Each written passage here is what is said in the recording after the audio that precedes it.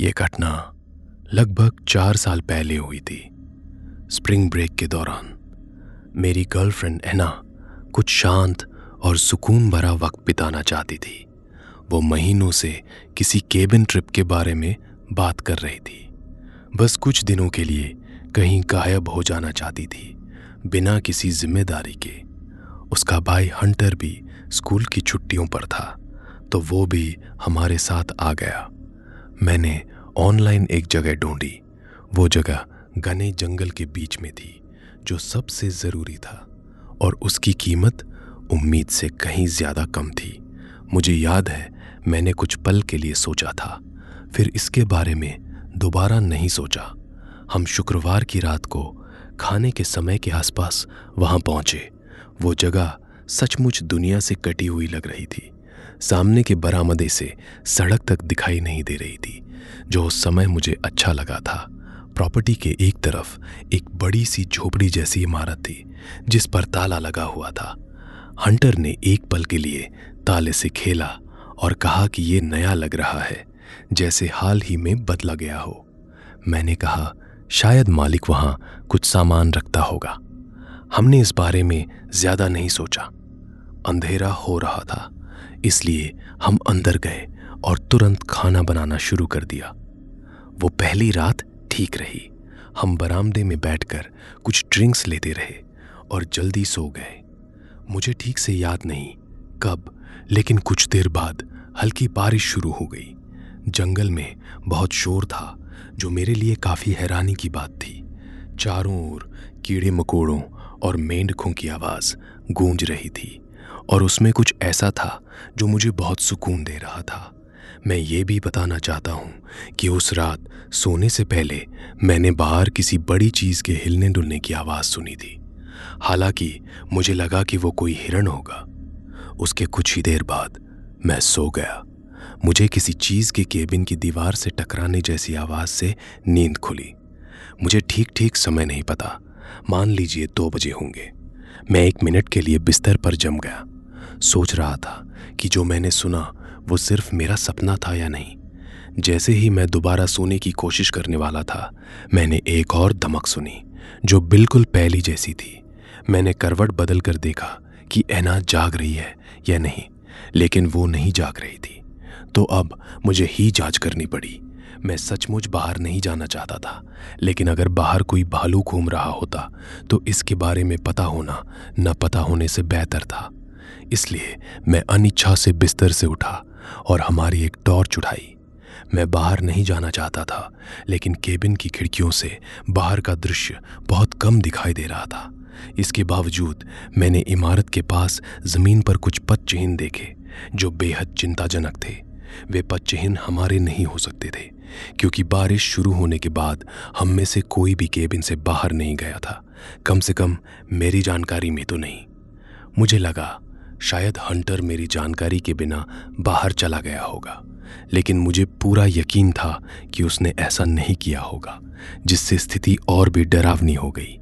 पैरों के निशान किसी जानवर के नहीं लग रहे थे, हालांकि वे इतनी दूर थे कि पक्का पता लगाना मुश्किल था। और अगर मैं पहले बाहर जाने को तैयार नहीं था, तो जो मैंने देखा उसके बाद तो बिल्कुल भी नहीं जा सकता था। मैंने ये सुनिश्चित किया कि दरवाज़ा बंद है और वापस सो गया। दुर्भाग्य से रात अभी खत्म नहीं हुई थी। कुछ घंटों बाद मैं सामने के दरवाजे पर दस्तक सुनकर उठा। वो दस्तक मेरे लिए जागने पर सबसे डरावनी चीजों में से एक थी।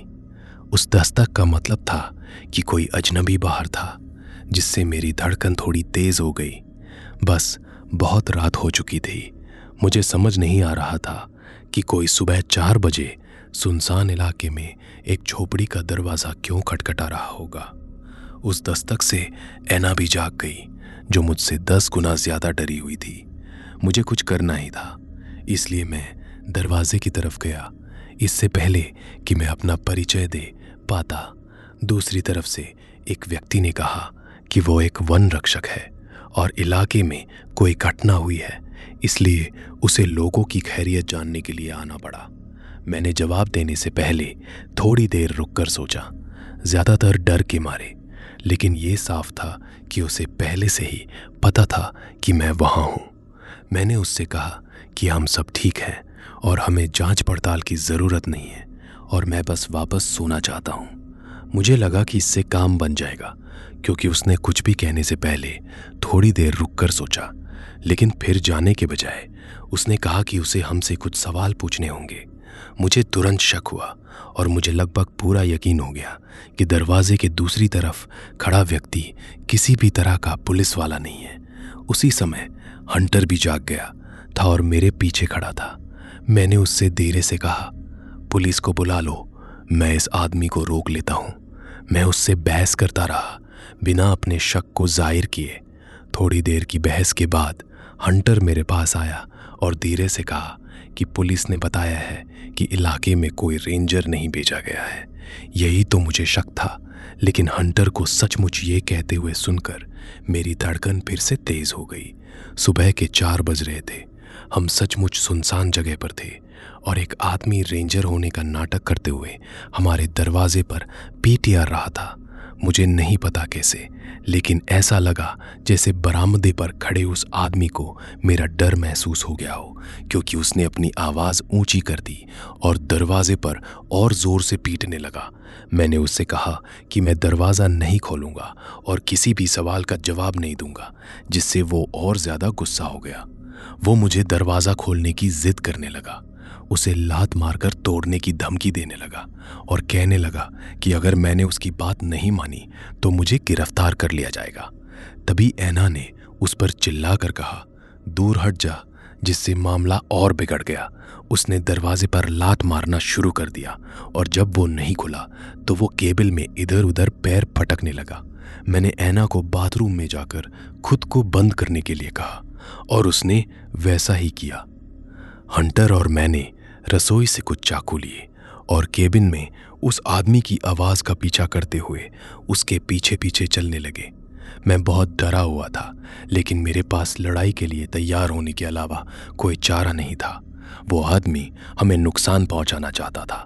वो हमारे केबिन में घुसकर हमें मारना चाहता था। इससे पहले कि मैं कुछ कर पाता, एक खिड़की के लाखों टुकड़े हो गए। उस आदमी ने उस पर पत्थर फेंका था। मुझे लगा कि वो खिड़की से कूद जाएगा, लेकिन वो नहीं कूदा। ये मेरे जीवन का सबसे तनावपूर्ण क्षण था। हंटर और मैं टूटी हुई खिड़की को देखते रहे। ऐसा लगा जैसे बहुत लंबा समय बीत गया हो। तभी मुझे पुलिस सायरन की आवाज़ सुनाई दी।